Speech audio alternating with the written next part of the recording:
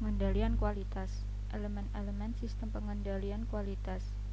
Elemen-elemen dari kebijakan pengendalian kualitas yang diadopsi oleh kantor akuntan publik biasanya menyertakan kebijakan-kebijakan yang terkait dengan aktivitas perusahaan dan para personelnya secara umum. ISA 220 Pengendalian kualitas untuk penugasan audit. ISA 220 menetapkan sejumlah standar dan memberikan panduan terkait prosedur pengendalian kualitas tertentu hanya untuk penugasan audit. Kemudian Sarbanes-Oxley Act adalah pengendalian kualitas dan review pengauditan. Sarbanes-Oxley Act diperuntukkan untuk seluruh prosedur review yang diperlukan auditor, seperti pengendalian kualitas, review rekan kedua, dan rotasi rekan. Sarbanes-Oxley Act juga mendiskusikan tanggung jawab dan inspeksi komite audit atas klien berdasarkan Public Company Accounting Oversight Board atau PCAOB. Selanjutnya ada unsur-unsur pengendalian kualitas yang harus diterapkan oleh setiap KAP pada semua jenis jasa audit, atestasi, dan konsultasi meliputi yang pertama independensi. Independensi adalah meyakinkan semua personel pada setiap tingkat organisasi harus mempertahankan independensi. Yang kedua, penugasan personel. Meyakinkan bahwa perikatan akan dilaksanakan oleh staf profesional yang memiliki tingkat pelatihan dan keahlian teknis untuk perikatan dimaksud. Yang ketiga, konsultasi. Meyakinkan bahwa personel akan memperoleh informasi memadai sesuai yang dibutuhkan dari orang yang memiliki tingkat pengetahuan, kompetensi, pertimbangan, dan wewenang memadai. Yang keempat, supervisi. Supervisi meyakinkan bahwa pelaksanaan perikatan memenuhi standar mutu yang ditetapkan oleh KAP. Yang kelima, pemekerjaan. Meyakinkan bahwa semua orang yang dipekerjakan memiliki karakteristik semestinya sehingga memungkinkan mereka melakukan penugasan secara kompeten. Selanjutnya ada pengembangan profesional, meyakinkan bahwa setiap personel memiliki pengetahuan memadai sehingga memungkinkan mereka memenuhi tanggung jawabnya. Pendidikan profesional berkelanjutan dan pelatihan merupakan wahana bagi KAP untuk memberikan pengetahuan memadai bagi personelnya untuk memenuhi tanggung jawab mereka dan untuk kemajuan karir mereka di KAP. Selanjutnya ada promosi atau advancement, meyakinkan bahwa semua personel yang terseleksi untuk promosi memiliki kualifikasi seperti yang disyaratkan untuk tingkat tanggung jawab yang lebih tinggi. Selanjutnya ada penerimaan dan keberlanjutan klien. Ialah menentukan apakah perikatan dari klien akan diterima atau dilanjutkan untuk meminimumkan kemungkinan terjadinya hubungan dengan klien yang manajemennya tidak memiliki integritas berdasarkan pada prinsip pertimbangan kehati-hatian. Selanjutnya ada inspeksi, meyakinkan bahwa prosedur yang berhubungan dengan unsur-unsur lain pengendalian mutu telah diterapkan dengan efektif. Selanjutnya ada standar model proses audit. Ada 4 tahap. Yang pertama, tahap penerimaan klien. Prosedur-prosedur mengevaluasi latar belakang klien dan alasan-alasan untuk melakukan audit, serta berkomunikasi dengan auditor sebelumnya. Yang kedua, tahapan 2, yaitu perencanaan audit. Prosedur-prosedur yang dilakukan ialah memperoleh informasi mengenai latar belakang industri, perusahaan, hukum, pihak yang berrelasi, dan keuangan. Tahapan ketiga adalah pengujian dan bukti.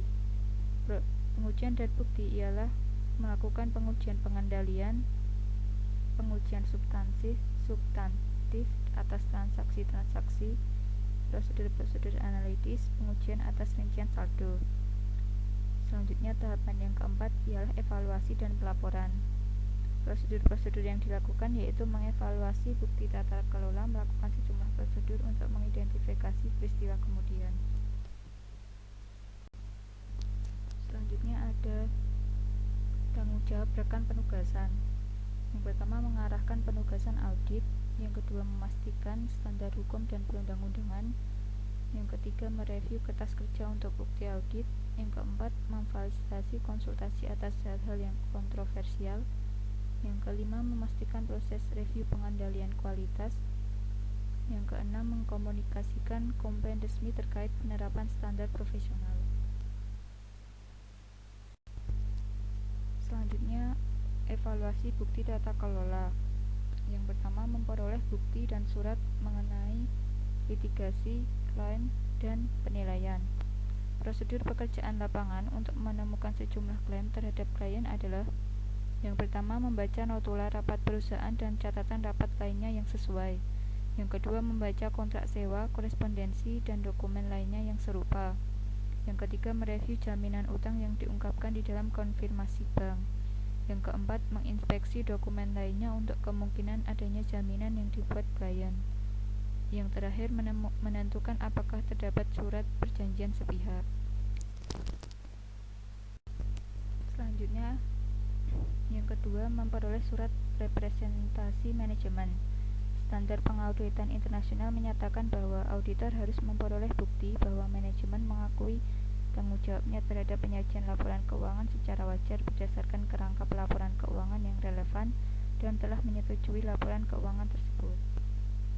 Yang ketiga, review terhadap komitmen dan liabilitas kontingensi.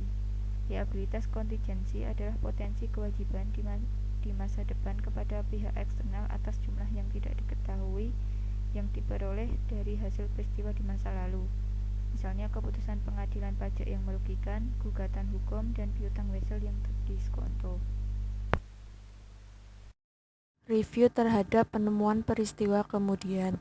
Review untuk peristiwa kemudian adalah prosedur pengauditan yang dilakukan oleh auditor untuk mengidentifikasi dan mengevaluasi peristiwa kemudian. Peristiwa kemudian adalah peristiwa yang terjadi di antara tanggal laporan keuangan dan tanggal laporan auditor, serta fakta-fakta yang kemudian diketahui oleh auditor setelah tanggal laporan auditor. Tipe-tipe peristiwa setelah tanggal laporan posisi keuangan. IAS mengidentifikasi dua tipe peristiwa, yakni satu, peristiwa yang memberikan bukti mengenai kondisi yang ada di akhir periode pelaporan atau penyesuaian peristiwa setelah periode pelaporan. 2. Peristiwa yang menunjukkan kondisi yang muncul setelah periode pelaporan atau tidak ada penyesuaian peristiwa setelah periode pelaporan. Review laporan keuangan dan materi-materi laporan lainnya. 1. Pengungkapan laporan keuangan. Berdasarkan SOX, auditor memiliki tanggung jawab untuk mempertimbangkan pengungkapan laporan keuangan tertentu yang berkaitan dengan laporan keuangan. Dalam Section 404, SOX mensyaratkan bahwa setiap laporan tahunan dari perusahaan yang sahamnya diperdagangkan secara publik mencantumkan laporan pengendalian internal. Laporan tersebut harus menyatakan tanggung jawab manajemen untuk menetapkan dan mempertahankan struktur pengendalian internal yang memadai dan mencantumkan penilaian efektivitas struktur pengendalian internal dan prosedur akuntansi laporan keuangan perusahaan. Yang kedua, pengungkapan tata kelola perusahaan. Menurut SOX, auditor memiliki tanggung jawab atas pengungkapan tata kelola tertentu yang berkaitan dengan laporan keuangan. Perusahaan juga harus mengungkapkan apakah atau tidak, dan jika tidak, apakah alasannya telah diadopsi kode etik untuk para pejabat senior bidang keuangan. Berlaku juga untuk pejabat keuangan yang utama, pengawas atau pejabat akuntansi yang utama, maupun individu-individu yang melakukan fungsi serupa.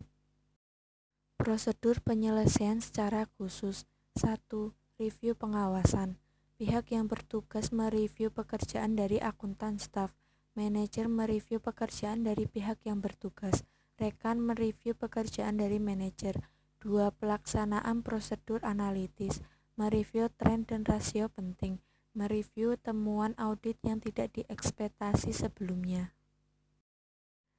3. Review kertas kerja. Direview oleh anggota kantor akuntan publik yang independen. Direview terhadap hasil dari pengujian audit. Direview terhadap kecukupan bukti. Membuat checklist penyelesaian penugasan. Membuat lembar kerja yang berisi kesalahan yang belum disesuaikan. 4. Evaluasi temuan audit terhadap salah saji material. Salah saji moneter atau monetary misstatement merupakan salah saji yang menyebabkan distorsi dalam laporan keuangan. Salah saji moneter dapat berasal dari kesalahan dalam pemrosesan transaksi seperti salah saji dalam kuantitas, harga, atau perhitungan. Kesalahan saat menentukan prinsip-prinsip akuntansi yang digunakan dan kesalahan dalam fakta atau pertimbangan terkait estimasi akuntansi. Lembar kerja salah saji ada 3. Yang pertama, salah saji faktual atau factual misstatement adalah salah saji mengenai tidak adanya keraguan.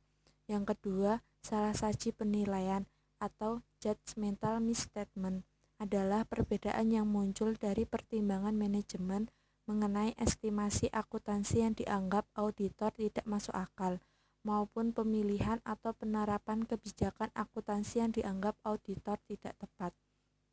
Yang ketiga, salah saji yang diproyeksikan atau project misstatement merupakan estimasi terbaik auditor atas salah saji dalam populasi, menyertakan proyeksi salah saji yang diidentifikasi dalam sampel audit untuk seluruh populasi dari sampel-sampel yang digunakan.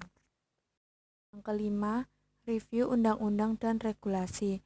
Mereview perubahan terbaru dalam anggaran dasar dan sejumlah regulasi. Menguji kepatuhan terhadap regulasi. Masalah-masalah keberlanjutan usaha. Asumsi berkelanjutan usaha merupakan prinsip dasar dalam penyajian laporan keuangan. Berdasarkan asumsi keberlanjutan usaha atau going concern assumption, perusahaan dipandang sebagai bisnis yang berkelanjutan untuk masa depan yang dapat diperkirakan baik dengan maksud maupun keperluan likuidasi, menghentikan perdagangan maupun mencari perlindungan dari kreditor berdasarkan undang-undang atau regulasi. Sebagai hasilnya, aset dan liabilitas dicatat atas dasar bahwa perusahaan akan mampu merealisasikan aset-asetnya dan melepaskan liabilitasnya dalam aktivitas bisnis yang normal. Masalah-masalah keberlanjutan usaha yang pertama yaitu ada keraguan kemampuan entitas dalam melanjutkan usahanya atau keberlanjutan usaha. Jika auditor menemukan sejumlah peristiwa atau kondisi yang menyebabkan adanya keraguan klien audit dalam melanjutkan usahanya, maka auditor perlu melakukan sejumlah prosedur untuk mendukung keraguan tersebut dengan kecukupan bukti audit yang memadai yang mendukung dugaan bahwa terdapat ketidakpastian yang bersifat material. Prosedur harus mencakup hal sebagai berikut. Yang pertama, memperoleh keterangan dari manajemen terkait penilaiannya atas kemampuan entitas dalam melanjutkan usahanya atau keberlanjutan usaha. Yang kedua, mengevaluasi tindakan di masa depan yang diusulkan manajemen untuk mengurangi masalah keberlanjutan usaha. Yang ketiga, ada menganalisis perkiraan arus kas manajemen dalam kaitannya dengan rencana manajemen terhadap tindakan di masa depan dengan mengevaluasi reliabilitas data yang mendasari perkiraan tersebut dan menentukan apakah terdapat dukungan yang memadai terhadap asumsi yang mendasari perkiraan yang dimaksud. Lalu yang keempat, ada mempertimbangkan apakah ada tambahan fakta-fakta penting yang terjadi sejak tanggal penilaian mengenai keberlanjutan usaha.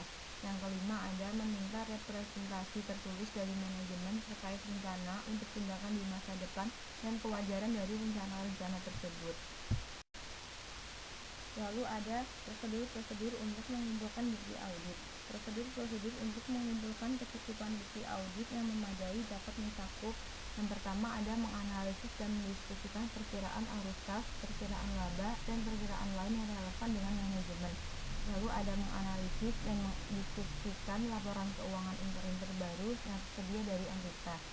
Lalu ada mereview persyaratan dari surat utang dan perjanjian pinjaman serta menentukan apakah ada persyaratan yang dilanggar.